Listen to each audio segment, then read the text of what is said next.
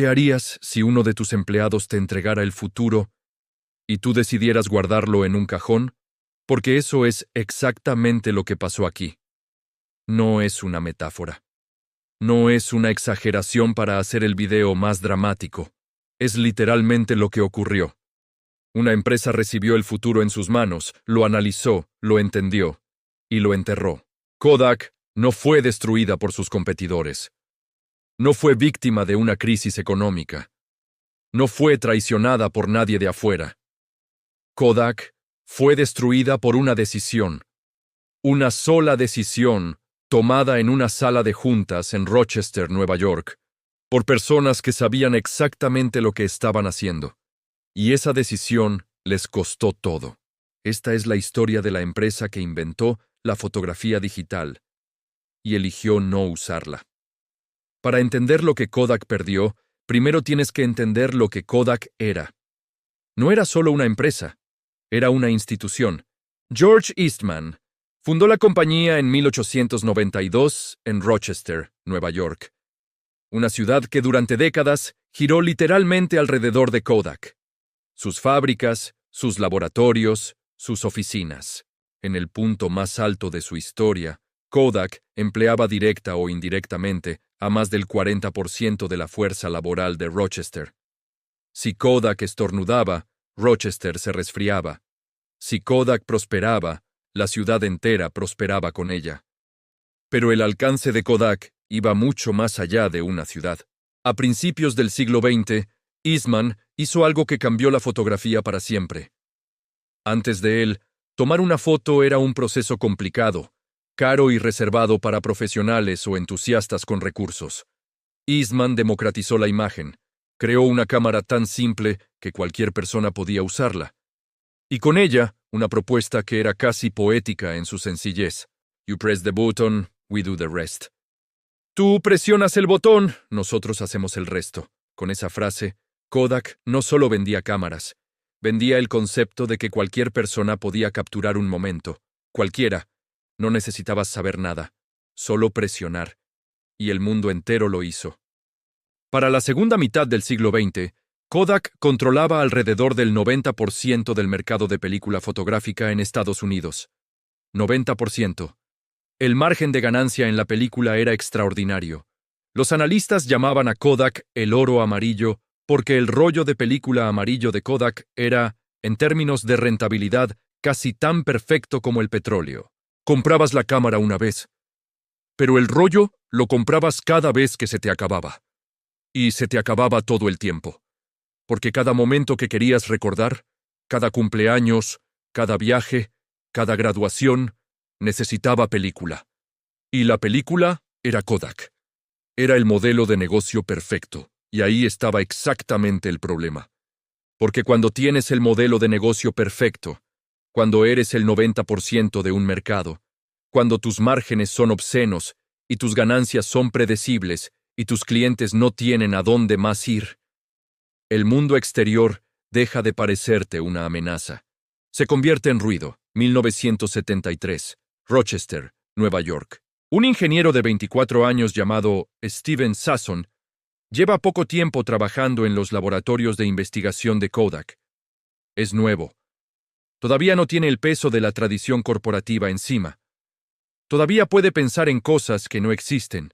Su jefe le da una tarea aparentemente menor.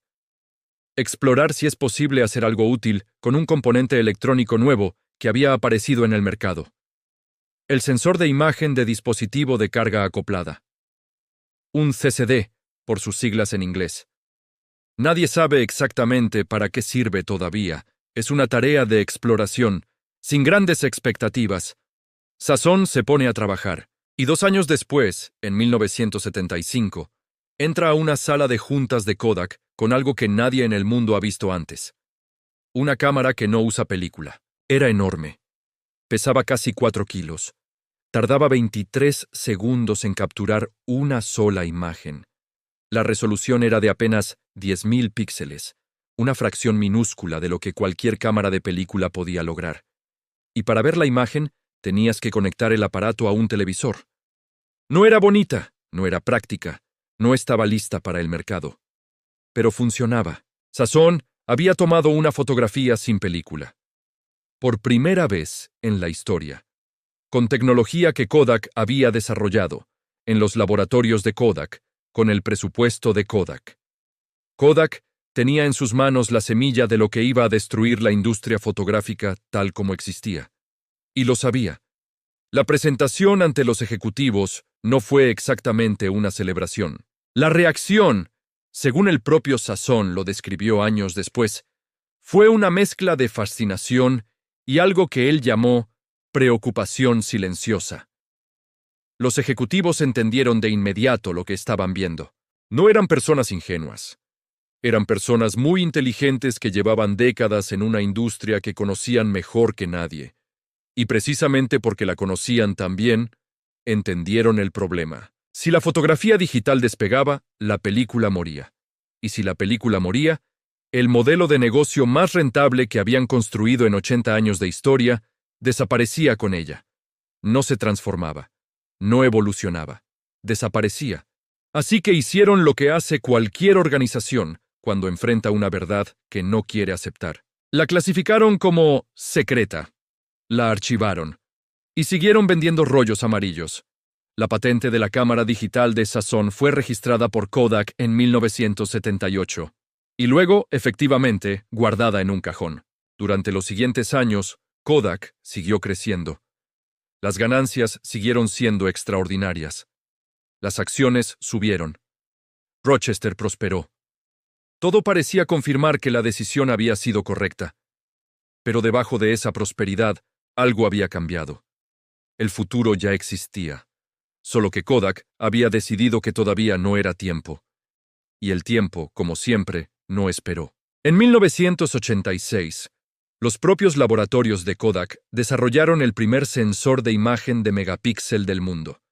1.400.000 píxeles. Suficiente para producir una impresión fotográfica de calidad aceptable. Era otro salto enorme. Y de nuevo, Kodak lo tenía primero. De nuevo, Kodak lo archivó. Los estudios internos de la empresa durante esta época son devastadores de leer en retrospectiva. Kodak encargó análisis detallados sobre el futuro de la fotografía digital. Los resultados eran consistentes. La tecnología digital iba a mejorar. Iba a abaratarse. Y en algún punto iba a ser suficientemente buena como para reemplazar la película. Los propios analistas de Kodak estimaron que ese momento llegaría alrededor del año 2010. 30 años, calcularon. Tenían 30 años para prepararse, y con esa lógica, decidieron que podían esperar. El problema con calcular que tienes 30 años es que el mercado no leyó ese análisis. A principios de los años 90, las cámaras digitales empezaron a aparecer. No de Kodak, de Sony, de Canon, de Nikon, de empresas que no tenían nada que perder porque no tenían un negocio de película que proteger. En 1994, Apple, que en ese momento todavía buscaba su camino en múltiples categorías, lanzó la QuickTake 100. Una cámara digital de consumo, básica, limitada, cara, pero estaba en el mercado. Kodak reaccionó. Tardíamente, pero reaccionó. En 1991, había lanzado una cámara digital profesional en colaboración con Nikon. En 1994, lanzó la DC-40, una de las primeras cámaras digitales diseñadas específicamente para consumidores. Y durante los años 90, invirtió miles de millones de dólares intentando construir una posición en el mercado digital. Pero había un problema estructural que el dinero no podía resolver. Cada cámara digital que Kodak vendía era una cámara que no necesitaba película. Y cada cámara que no necesitaba película era una unidad de ingreso recurrente que desaparecía para siempre del modelo de negocio. Kodak estaba, literalmente, compitiendo contra sí misma, y no podía ganar de ninguna de las dos formas. Si vendía cámaras digitales, mataba su negocio de película. Si no las vendía, sus competidores lo hacían. Era una trampa perfecta, y Kodak la había construido sola al esperar tanto tiempo. La llegada del Internet hizo todo más rápido y más brutal. De repente, las fotos no solo podían tomarse sin película, podían compartirse instantáneamente. Podían vivir en un servidor. Podían enviarse al otro lado del mundo en segundos. El concepto entero de revelar una foto, de ir a la tienda, de esperar, de tener el rollo en tus manos, empezó a sonar a otra época. Porque lo era. El año 2000 fue el punto de quiebre. Las ventas de película de Kodak alcanzaron su máximo histórico ese año. Nunca volverían a ese nivel. Nunca. Lo que vino después fue una caída que no tuvo fondo visible durante años. 2001. Las ventas caen. 2002. Caen más. 2003. Kodak anuncia que va a reducir su fuerza laboral entre el 22 y el 25%. 13,000 personas. En Rochester, eso no era un dato corporativo. Era una crisis social. 2004. Kodak registra pérdidas netas por $132 millones. Los ejecutivos tomaban decisiones que en cualquier otro contexto hubieran sido audaces. Recortaban costos, vendían divisiones, apostaban a la impresión digital como nueva fuente de ingresos, intentaban reinventarse en tiempo real mientras el piso se hundía debajo de sus pies. Pero hay algo que ninguna estrategia corporativa puede resolver completamente, y es el tiempo perdido. Kodak había tenido 30 años de ventaja. 30 años para construir la infraestructura digital, para desarrollar los estándares, para ser la empresa que definiera cómo el mundo guardaba sus imágenes en la era moderna. Tenía la tecnología antes que todos. Tenía el capital. Tenía la marca más reconocida en fotografía en el mundo entero. Y lo había usado para defender algo que ya no podía defenderse. Cada año que Kodak protegió su negocio de película, fue un año que sus competidores usaron para aprender, mejorar y construir ecosistemas digitales completos. Para cuando Kodak decidió entrar en serio, el terreno ya tenía dueño. 2011. Kodak tiene en su poder más de 1,000 patentes relacionadas con tecnología digital. Las mismas patentes que había desarrollado y archivado durante décadas. En un último intento desesperado de generar liquidez, empieza a venderlas. El activo más valioso que le quedaba a la empresa que inventó la cámara digital eran los papeles que probaban que la había inventado. 19 de enero de 2012. Kodak se declara en quiebra. La empresa que había sido sinónimo de fotografía durante más de un siglo. La empresa que había estado en cada boda, en cada viaje de familia, en cada momento que alguien había querido recordar en el siglo XX. La empresa cuyo nombre era tan genérico que en muchos idiomas, Kodak, había llegado a significar simplemente cámara. Esa empresa se declaró insolvente. Rochester nunca volvió a ser la misma. En su punto más alto, Kodak había empleado a 145,000 personas en todo el mundo. Para cuando se declaró en quiebra, quedaban poco más de 17,000. Una decimoparte. Salió de la quiebra en 2013. Reestructurada, reducida, convertida en una empresa de servicios de impresión para negocios. Viva, técnicamente, pero irreconocible. Y mientras todo esto pasaba, una empresa que se fundó en un garaje de Silicon Valley, en 2004, estaba construyendo el archivo fotográfico más grande en la historia de la humanidad, sin una sola hoja de película, sin una sola cámara propia. Solo un sitio web donde la gente subía sus fotos y las compartía con sus amigos. Se llamaba Facebook. Y mientras Kodak moría, Instagram, que tampoco tenía cámaras, ni película, ni laboratorios, fue comprada por Facebook en 2012 por $1,000 millones. El mismo año en que Kodak se declaró en quiebra. Steven Sasson, el ingeniero que construyó la primera cámara digital en los laboratorios de Kodak en 1975, recibió en 2009 la Medalla Nacional de Tecnología e Innovación de manos del presidente Barack Obama, el reconocimiento más alto que el gobierno de Estados Unidos otorga a un inventor.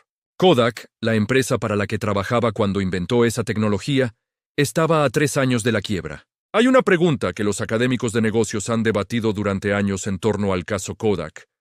La pregunta es si había algo que la empresa pudiera haber hecho diferente, si existía alguna versión de la historia donde Kodak sobrevivía a la transición digital con su posición dominante intacta, y la respuesta honesta es que sí existía.